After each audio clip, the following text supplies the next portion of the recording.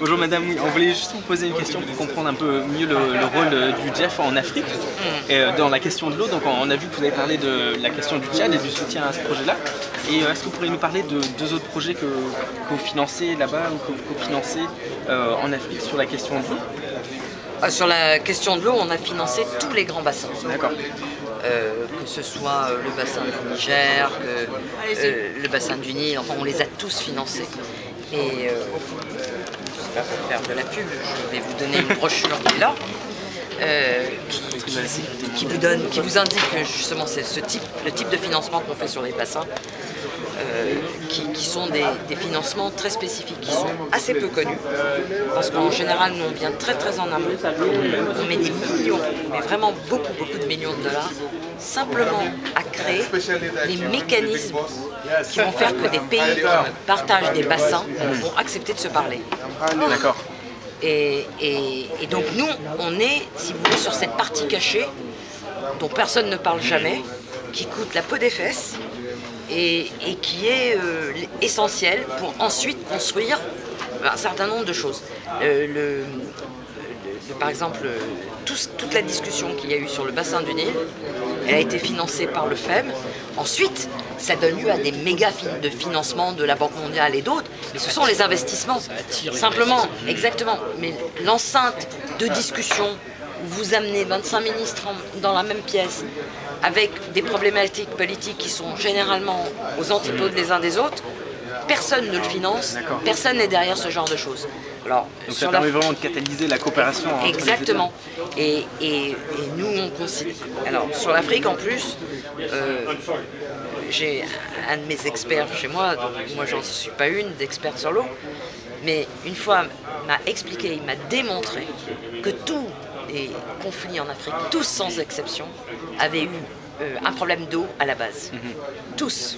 Et pas le pétrole? Non. Pétrole, personne ne va se tuer pour du pétrole. En revanche, quand vous n'avez plus rien à boire, vous pouvez tuer. Et à ce moment-là, vous, en tant que GEF, vous essayez de ramener tout le monde autour d'une table pour commencer par se parler. Oui. Et comment vous est venue l'idée qu'il fallait commencer par se parler pour pouvoir résoudre? Ça, je veux dire, on les connaît, les grands bassins. Je veux dire, ce sont des réalités géographiques. Et on sait quels sont les pays qui partagent des bassins. Alors ensuite, les faire mettre autour d'une table, généralement, ça démarre toujours avec un problème qui est à la base de cela. Je pense en particulier, là, le dernier qu'on ait monté en Afrique, comment il s'appelle? C'est celui entre la Namibie et l'Afrique du Sud, le courant de... Benguela Current. Ah, Benguela Current, exactement. Ok, alors là, c'est la même chose pour nous. Et qu'est-ce qui s'est passé?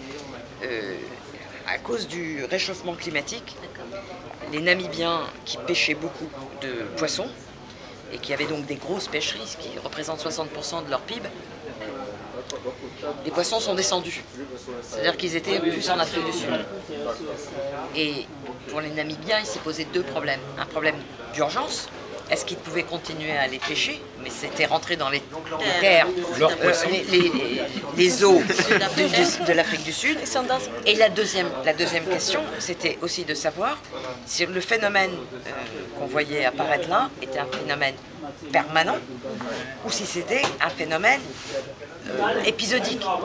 Parce que si c'était permanent, il fallait qu'ils revoient toute la situation de leur pêcherie qui se trouvait dans le nord, enfin dans le sud, pardon, dans le nord, pardon, de la Namibie, à devoir les redescendre, parce que c'est des petits pêcheurs en général, et donc le transfert de la ressource était très élevé. Et donc, en même temps, c'était des études très lourdes, et qui intéressaient autant l'Afrique du Sud. Et c'est là où, par exemple, nous, on est rentré en jeu, où on a mis ces gens-là autour de la table pour discuter. Et donc, il y a eu un premier accord qui a été signé, qui a permis aux Namibiens d'aller pêcher en Afrique du Sud les poissons qu'ils pêchaient avant. Et en ce moment, entre eux, la Banque mondiale qu'on a refinancée, et puis un certain nombre d'autres acteurs, on est en train de financer ces études lourdes d'adaptation au changement climatique, de voir quel va être le futur de ce courant et la façon dont il faut réorganiser toute la pêche. D'accord. Voilà. Et ça, ce sont des choses alors, le jour où vous en entendrez parler, c'est le jour où quelqu'un dira on va mettre tant de milliards pour construire une pêcherie. Mais en amont, il y aurait eu tout le travail. Mais en amont, il y aura eu de 10 ans de discussions, de conventions signées et derrière ça. C'est très en accord avec ce qui se fait d'ailleurs ici dans le forum ici, parce que c'est un forum de consensus. Ici, on essaie de faire en sorte que tout le monde discute, tombe d'accord. C'est tout à fait dans l'esprit. Oui, mais bon, sur le lac Victoria, même les conflits au Rwanda, au Burundi, enfin, quand vous voyez le positionnement du lac Victoria et la ressource qu'il y a à l'intérieur, ce sont des choses fondamentales. Là, sur le lac Tchad, si on ne fait rien, bon, je l'ai dit très rapidement, mais la lutte entre les producteurs et les éleveurs sur la ressource en eau, bah, ça va amener à des choses pas du tout pacifiées. Vous allez voir. Tout à fait. Et l'une des questions que j'avais, c'est vous avez tenu à ce que tout le monde sache que l'impact sera mesuré sur l'implication des femmes. Oui. Pourquoi les femmes à ce moment?